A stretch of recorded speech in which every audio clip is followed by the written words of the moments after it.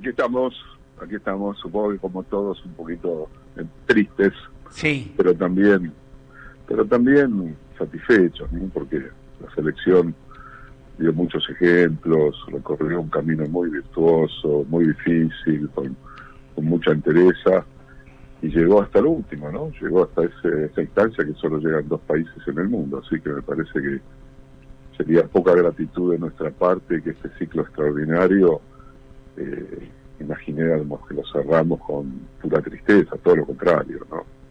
Somos testigos y contemporáneos de un jugador excepcional, único, y de un equipo que conquistó lo inimaginable, así que desde ese lugar, alegría y satisfacción y reconocimiento, ¿no?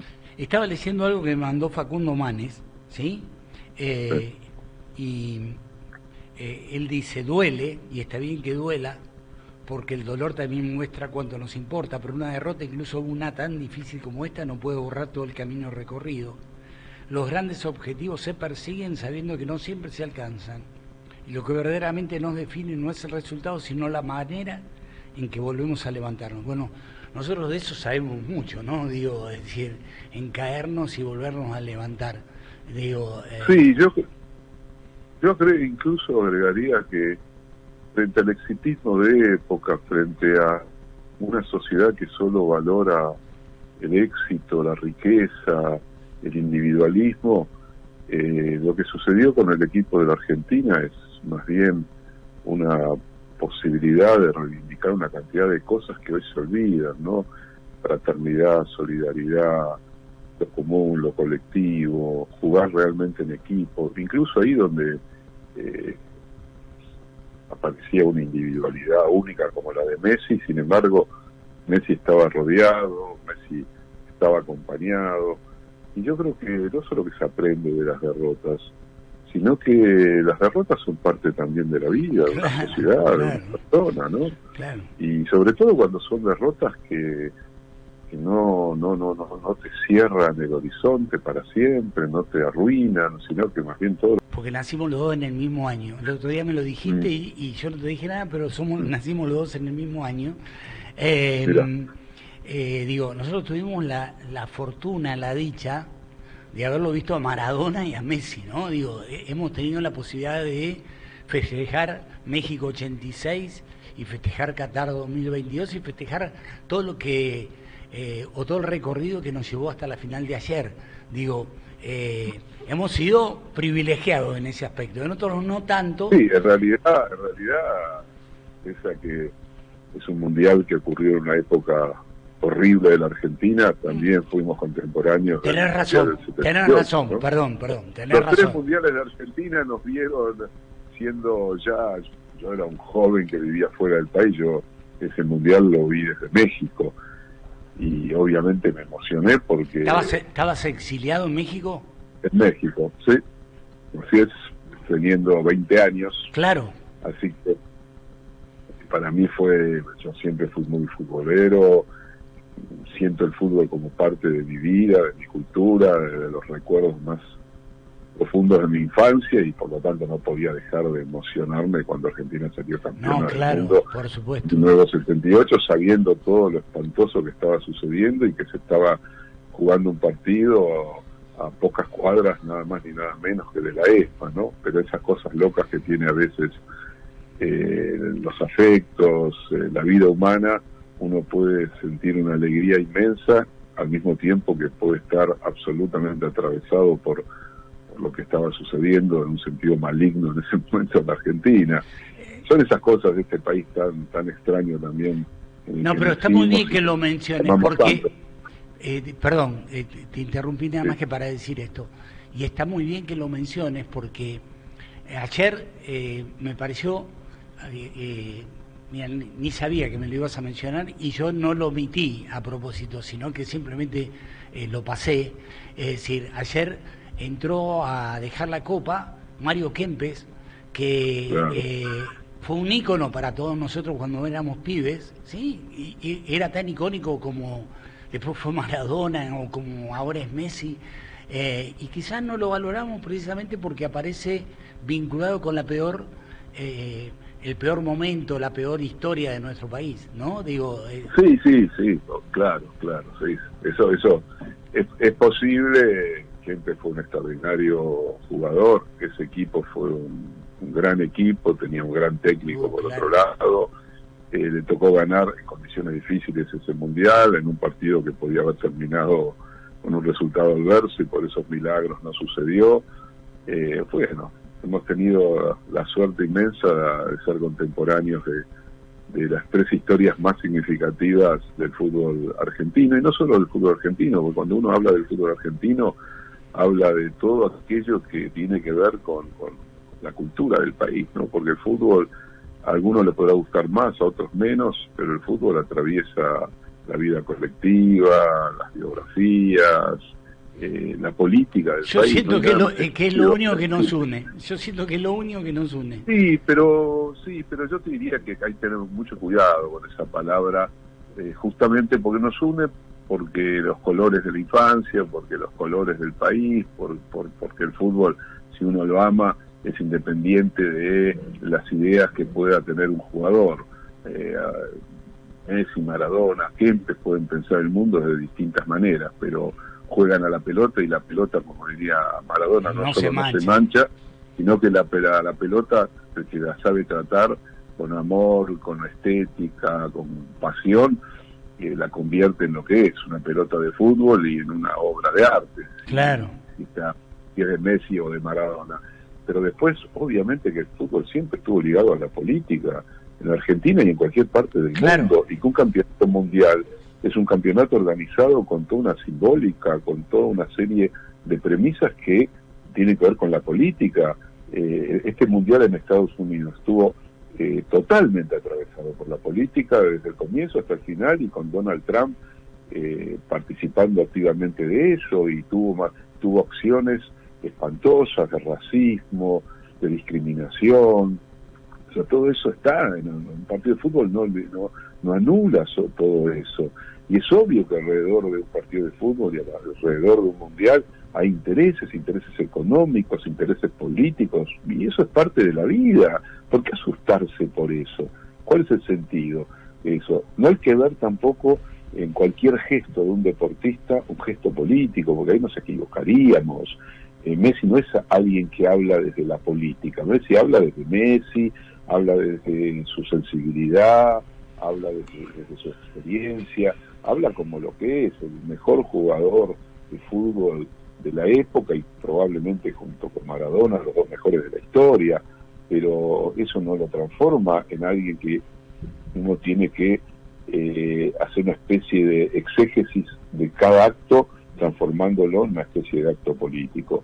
De la misma manera que ese gesto casi azaroso, pero extraordinario al mismo tiempo, que llevó a Lo Celso a recoger la bandera, o el trapo o la sábana dibujada artesanalmente por esos hinchas que lo pudieron hacer en un hotel de Estados Unidos, y ponerla allí, hizo por Malvinas mucho más de lo que hubiéramos imaginado en otros contextos. Nadie había hablado tanto de Malvinas como después de que esa imagen recorrió el planeta. Fue un acto consciente, premeditado, que sabían a dónde ir. No, probablemente le salió porque los chicos de Malvinas está en el cántico popular, en la memoria popular, a diferencia de alguno que dice, no, yo no nací, entonces a mí no me interesa.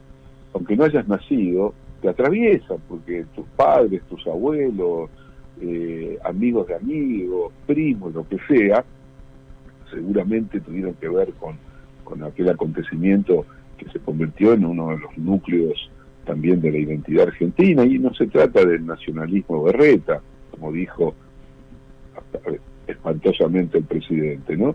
Gesto berreta. Eso va a quedar para la memoria colectiva, ¿no? Decir que Messi, que Cuti Romero, que el resto de los jugadores actuaron berretamente, ¿no? Y que eso era algo populachero. La verdad que ahí hizo un homenaje a todo lo que nosotros creemos, ¿no? Sí, y para él, ser berretas, somos todos berretas.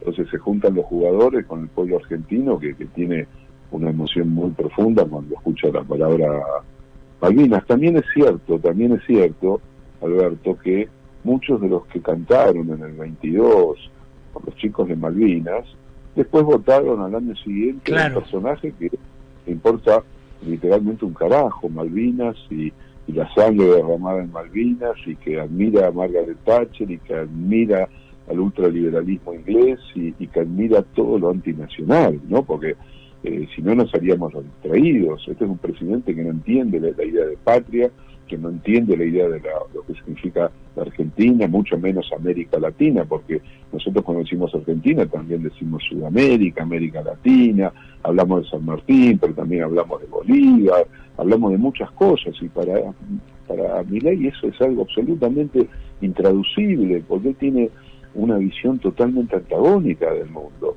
Por eso no pudo entender, y lo que vio de ese trapo que decía las Malvinas son argentinas, es justamente lo que a él le parece berreta, horrible, espantoso, que hay que dejar de lado. Y su ministra de Seguridad, que debería haber renunciado. Ay, por Dios. Que debería haber renunciado, si hubiera tenido vergüenza ajena, hubiera renunciado, porque se puso más papista que el Papa, y el propio Trump la desmintió. Claro. Diciendo, no, está bien lo que quieren los jugadores. Una cosa absurda, ¿no? Absurda que un ministro de Seguridad de la Argentina, que no tiene ninguna incidencia con una decisión que se pueda tomar en otro país, diga que un símbolo de la nacionalidad argentina, una reivindicación histórica, tiene que ser ocultada.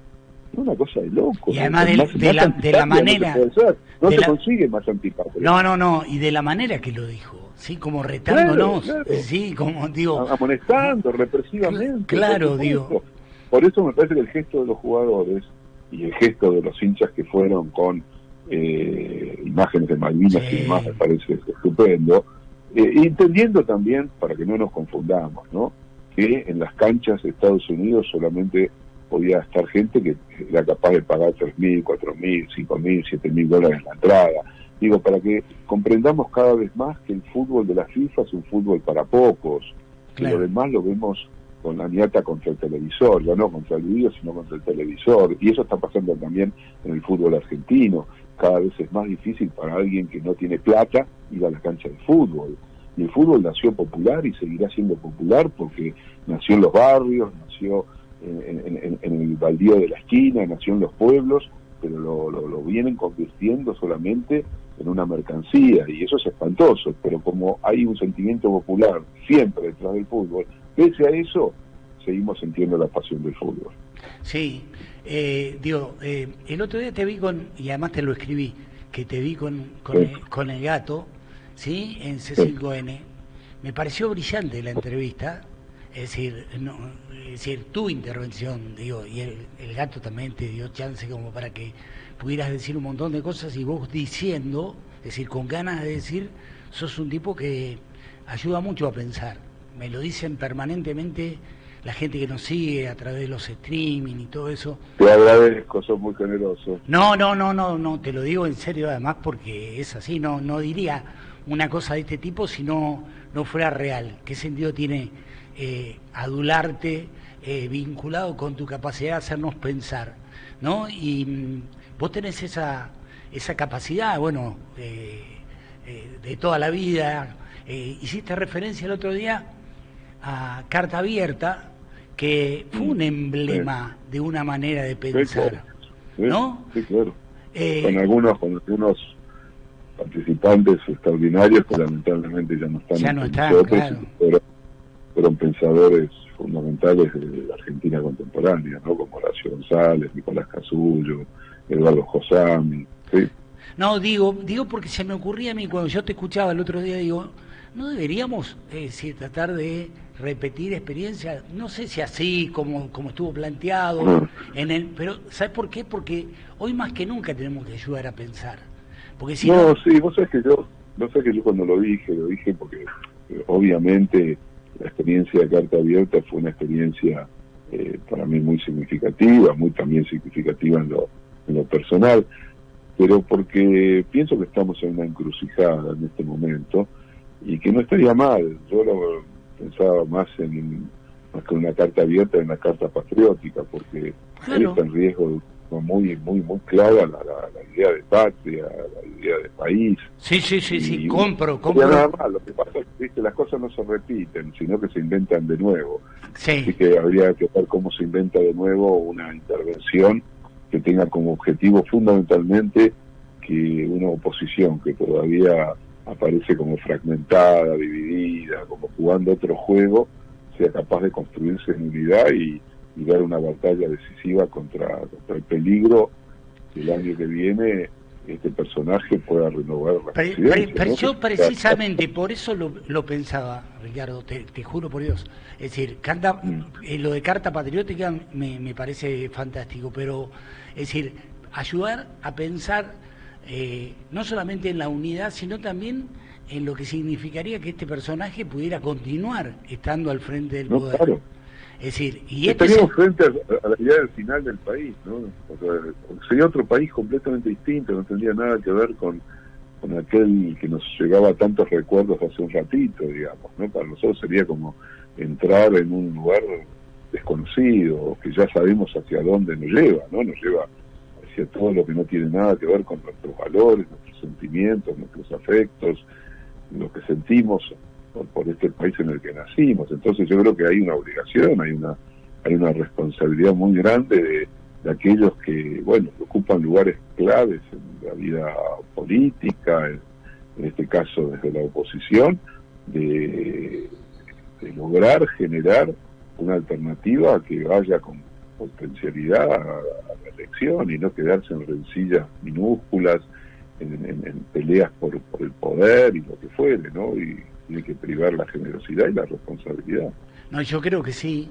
Lo que pasa es que yo siento, ojalá que el clima del Mundial haya contagiado a muchos, que hay algunos que indefectiblemente no quieren deponer posiciones sabiendo que las posiciones que asumen lo único que van a generar va a ser una confrontación absurda que va a terminar en una unidad imposible y por lo tanto le estás dando chances, porque realmente le está dando chances, a un tipo que es capaz de decir un 2 de abril del 2025 que estaba a favor de la autodeterminación de los pueblos, ya que hablamos de Malvinas, y que está a favor de la extranjerización de las tierras, que es algo que no se pudo votar, pero que el 5 de agosto se va a volver a intentar votar. No, pero por supuesto, y que tiene detrás suyo la responsabilidad de haber financiado cosas esenciales para la vida, ponerse de espaldas a los que más sufren, claro, a los jubilados, a los discapacitados, que intentó hacer mierda a la universidad pública y no lo pudo hacer porque sigue siendo una institución muy fuerte y capaz de interpelar fuertemente a la sociedad y se pudo defender y hasta la propia Corte Suprema, en uno de sus pocos fallos que más o menos son valiosos, le puso un freno. Pero está claro que la responsabilidad ya no es solamente de lo que haga bien o mal el gobierno de Milei, que sabemos qué es lo que es. La responsabilidad queda del lado, claro, de todos aquellos que estamos convencidos que hay que hacer algo fundamental.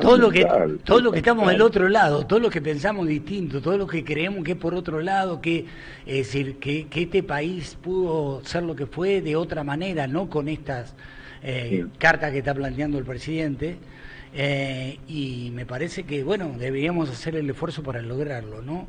Yo creo que tengo un cierto optimismo, pero el optimismo hay que ayudarlo, ¿no? Y creo que debería gestarse un movimiento muy fuerte que exprese a una corriente de opinión que reúna a muchísimos, que sean capaces de decirle a los principales dirigentes que el camino es una unidad, pero una unidad genuina, no un pegote que después se rompe inmediatamente, claro, y que hay que definir quiénes hoy son los que mejor pueden dar esa batalla para ponerle fin a este gobierno ignominioso, ¿no? Así que a mí me parece que hay que ir por ese lado, Ricardo, te agradezco. Yo voto a favor de la Carta Patriótica, de ayudar a pensar Dale. definitivo. Pará, déjame decir esto último y Sí. te despido. Y de que entendamos todos los que no estamos de acuerdo con el presidente, que está en nosotros lograr que el presidente deje de serlo para que aparezca otra alternativa y que sea absolutamente válida. Así que Así es. apelo a eso. Te mando un abrazo, Ricardo, gracias. Abrazo grande.